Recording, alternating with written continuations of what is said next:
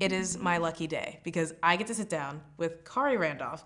If you love 90s style cartoons, but also amazing drawing, animation, comics, this guy is your guy. So thank you so much for joining me. Thank you for being here.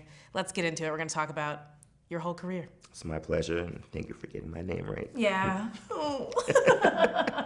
So you're known for very detailed action and choreography in your storytelling, especially with your books like Kara's Magic, and now Mosaic, which huge.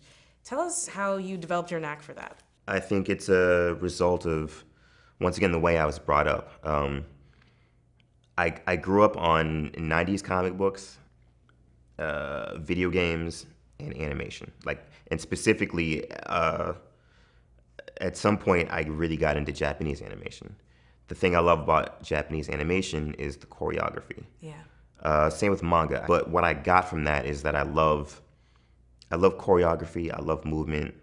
And like deliberate pacing. Yeah. Where it's like, it's not just get to the point, it's why don't we see what this looks like? Yeah, like it's and I think it affects me in different ways. Like, I'm a big fan of music, and I feel like choreography is very similar to music. There's highs, there's lows, there's peaks and valleys, and I like to capture that flow in the artwork that I do. So like, if there's a nice sweeping gesture, to me that's almost like rhythm in music, and I try to incorporate that stuff as much as possible. You also innovated a style in a lot of ways, and I know a lot of people are trying to emulate that. So what does that feel like to have people say you're doing it wrong or you're doing it differently, and now people are inspired by that and trying to figure out how to do it themselves? I realized early on that I was really stubborn. So like, when people would tell me things, I would be like, yeah, but I kind of feel like this way is better. And I feel like having stuck with my guns maybe worked out to my benefit, because